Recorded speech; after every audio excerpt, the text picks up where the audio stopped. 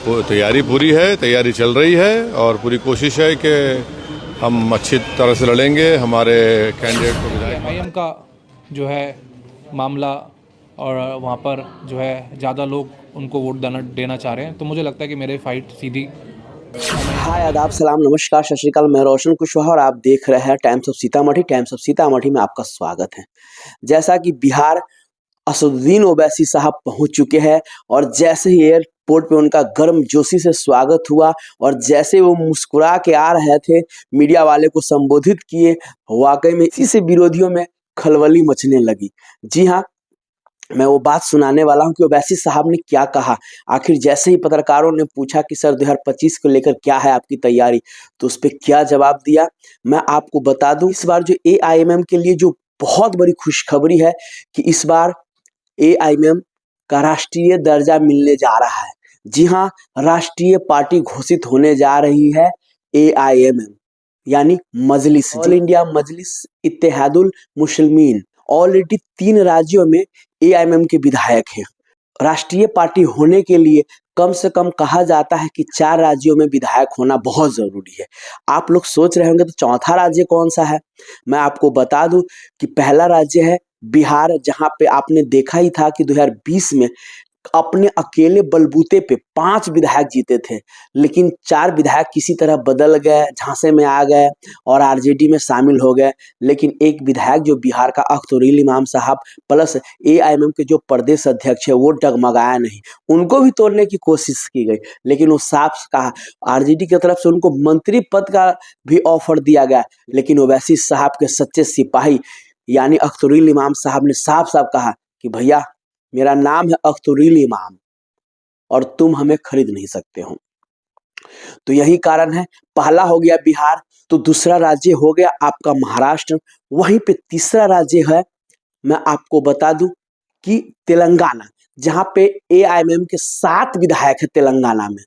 तो 3 राज्य हो गया। अब चौथा राज्य कौन सा है? तो चौथा राज्य है दिल्ली। अब इंतजार है, वाकई में रियली मैं बता रहा हूं, क्योंकि जो खबरें आ रही है दिल्ली से, अगर इंतजार है तो बस 8 फरवरी का, जिस दिन रिजल्ट्स आने हैं। क्योंकि जो भाजपा का कैंडिडेट है ओखला से, उसने भी साफ साफ ये मान लिया है कि अगर मेरी टक्कर है तो वो है एआईएमएम यानी मजलिस से, सिफाउर रहमान साहब से।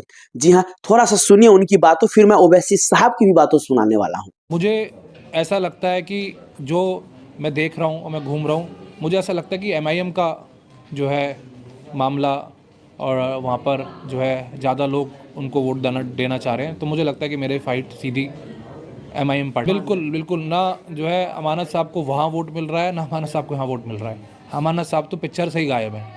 अब जो है मुझे लगता है, जो मुझे सुनने में आ रहा है, अभी कांग्रेस का टिकट अभी मुझे लगता है कि कल ही हुआ है। तो लेकिन एमआईएम को बहुत ज़्यादा वहाँ लोग जो है सुन रहे हैं, हमारे पास ये खबरें आ रही हैं, हम देख रहे हैं, पता लग रहा है, सर्वेज भी कह रहे हैं, बहुत सारे सर्वे की रिपोर्ट भी कह रही है। तो आपने सुना, साफ साफ कहा कि भैया मेरी टक्कर है एआईएमएम से। तो साफ साफ यहाँ आप देख रहे हैं, और यहाँ पे एक तरफा, वाकई में जीत तो एक तरफा है।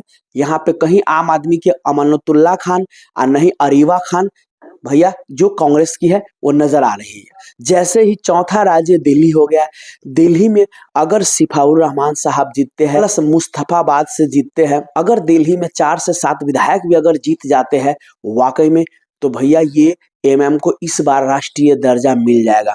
और दिल्ली से ही नहीं मिलेगा, मैं आपको बता दूं, क्योंकि 2025 में 8 महीने के बाद जैसा कि बिहार में चुनाव होने वाले हैं, तो बिहार में जो अभी से ही कयास लगाया जा रहा है कि अगर गठबंधन होगी तो ठीक है, नहीं गठबंधन होगी तो भी इस बार जो 2020 के मुकाबले एआईएमएम 2025 में बहुत तेजी से उभरा है। जो लोगों का झुकाव, जो दलित महादलित पिछड़ों का झुकाव एमएम के तरफ हुआ है, जो मुसलमान भाई जागे हैं, वाकई में अब आरजेडी से मुसलमान भाई छिटक गए हैं।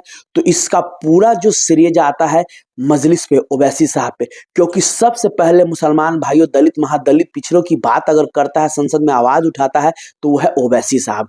इसीलिए 2025 में ओवैसी साहब के लिए बहुत ही खुशखबरी और अच्छा रिजल्ट आने वाला है, क्योंकि 2025 में वाकई में एआईएमएम को राष्ट्रीय पार्टी का दर्जा मिल जाएगा।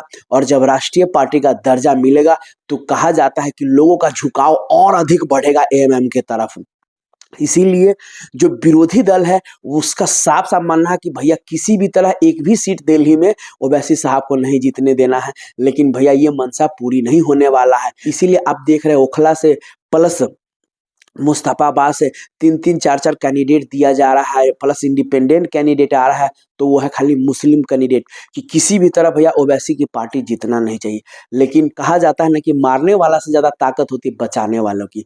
तो इसीलिए ये विरोधी कितना भी चाल चल ले, क्योंकि वाकई में अंदर ही अंदर कहीं ना कहीं आम आदमी पार्टी, बीजेपी प्लस कांग्रेस इसी चक्कर में कि ओवैसी की पार्टी को अगर राष्ट्रीय दर्जा मिल गया तो आने वाले समय में हम लोग के लिए खतरे की घंटी है। ये रियलिटी है। मैं बात कर रहा हूँ फिलहाल बिहार की। इसी का जो आज पटना में बहुत बड़ा मीटिंग होने वाला है, मैं आपको बता दूं असदुद्दीन ओवैसी साहब उसी मीटिंग में शिरकत होने आए हैं, क्योंकि वो जेपीसी के मेंबर है।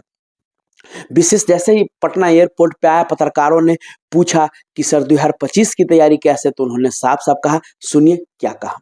कल जेपीसी की कमेटी की बैठक है वक्फ को लेकर, क्या आगे किस तरीके से बैठक इंक्लूड? कमेटी की मीटिंग में मैं कैसा बोलूँगा कि इन कैमरा मीटिंग होती है, पार्लियामेंट कमेटी की मीटिंग, इसको कैसा हम बोलेंगे?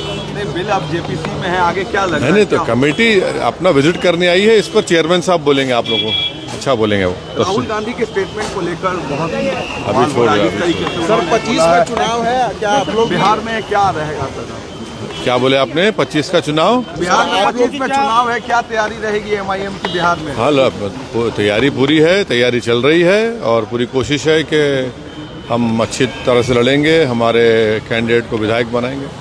क्या किसी के साथ अलायंस की कोई अभी देखिए क्या होता है। उनके चेहरे की मुस्कुराहट आप देख सकते हो कि भैया यही मुस्कुराहट तो है जो विरोधियों का पसीना छुड़ा रहा है। साफ साफ लग रहा है। और कहीं ना कहीं चुनाव आते आते ऐसा माहौल हो रहा है बिहार में मजलिस का कि आप देख लीजिएगा, मैं गेस कर रहा हूँ, जी हाँ, कि आरजेडी अपने गठबंधन में जरूर मजलिस को लेगी। इतना तो है, क्योंकि चारों तरफ जब जाते हैं तो आरजेडी के जो लोकल नेता है वो साफ साफ कह रहा है कि तेजस्वी यादव, अभी चुनाव का टाइम है ना, तेजस्वी यादव गठबंधन में लेंगे, क्योंकि तेजस्वी यादव को भी लग गया है कि बिना मजलिस को गठबंधन में लिए उसका जो मुख्यमंत्री का सपना है वो पूरा नहीं होने वाला है। ये रियलिटी है, ये सच्चाई है। और रियलिटी जब मैं जो आरजेडी के कार्यकर्ता है, लोकल जो ग्राउंड जमीनी कार्यकर्ता है, उसका कहना कि नहीं, जब पूछते हैं कि भैया क्या एएमएम से आपकी पार्टी गठबंधन क्यों नहीं करती है, तो उसका नेता ही कहता है कि नहीं, गठबंधन करना चाहिए। क्योंकि जिस तरह जो मुस्लिम तो मुस्लिम प्लस दलितों का भी रुझान, आप पिछड़ों का रुझान जो हो रहा है मजलिस की तरफ, कहीं ना कहीं ये खतरे की घंटी का संकेत है आरजेडी के लिए। जी हाँ, तो इसीलिए विशेष आपको इस पे क्या कहना है प्लीज आप लोग कमेंट करके जरूर बताइएगा। तब तक के लिए बाय बाय, टेक केयर, देखते रहिए टाइम्स ऑफ सीतामढ़ी।